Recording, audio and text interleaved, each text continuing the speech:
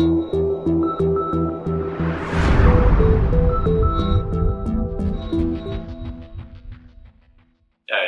as an implementing agency of the multilateral fund, has developed, its own expertise and own knowledge base to provide the best assistance possible to the developing countries in terms of the promoting technologies, in terms of providing capacity building to those countries, but also assisting in a very practical manner beneficiary enterprises, whereby we have also to look for the appropriate suppliers of equipment, making sure that the job is very well done, commissioning of equipment, but at the onset to enable the countries to be in compliance with the Montreal Protocol obligations.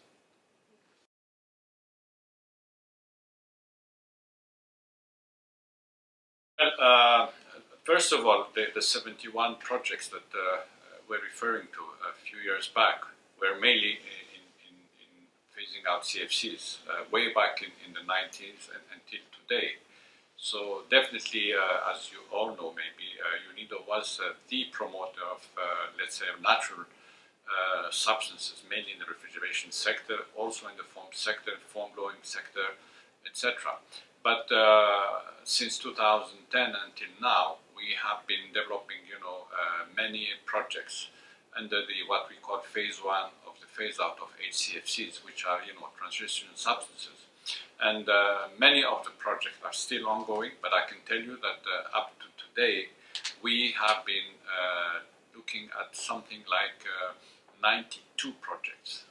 And 92. Out of the 92 projects, I can say that maybe 90% are based on natural refrigerants.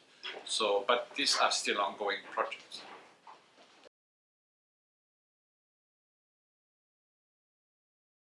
There are obvious sectors like in the foam sector, be it flexible, rigid, etc., where, of course, natural substances have been introduced a long time ago. In the domestic refrigeration as well, commercial refrigeration in few applications. But as you have seen yesterday and today, there were many presentations whereby almost all sectors can switch to natural refrigerants. Of course, there are barriers, there are many things to refine, there are many information that we have to gather, we have to train better, probably because, as you have seen yourself, there was a lot of discussion about training, about safety, about policies. So it's sort of a package. And again, it's not my ambition to say that for all sectors we will be going to natural refrigerants, but it's a large portion, I can tell you.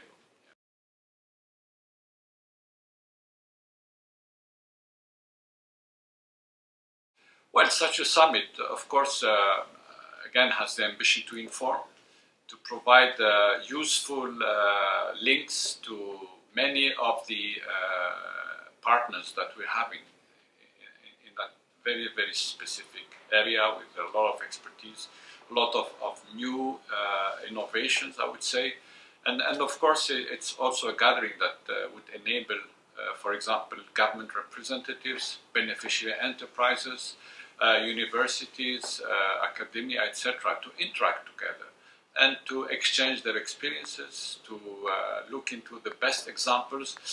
And I do hope that, as I said it in the very, very beginning, we needed to have very practical examples. And I do hope during those 2 days, there were some very practical examples that we have seen. And that will make people think more about the future and about the selection of new technologies, but also to say, yes, we can do it, just not on the side of the natural refrigerants, but generally speaking, yes, we can phase out HCFCs globally. And of course, the main message also that we can leapfrog from HCFCs to low global warming potential alternatives. That is also the main message we want to air as an implementing agency, as a UN agency.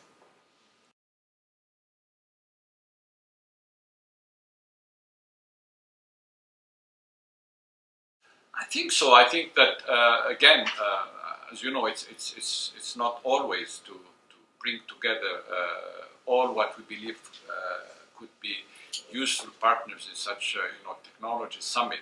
But as you have seen, we had private sector, we had people from universities, we have people from very high level scientific institutions, we had government representatives, NGOs, etc. All these people that we have tried to put together, and I saw them during those 2 days, were talking to each other.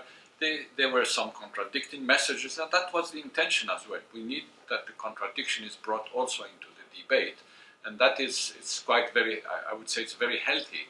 And frankly speaking, I am very, very much encouraged to keep on organizing such summits, and we do hope that there will be a follow-up, because that is the most important thing.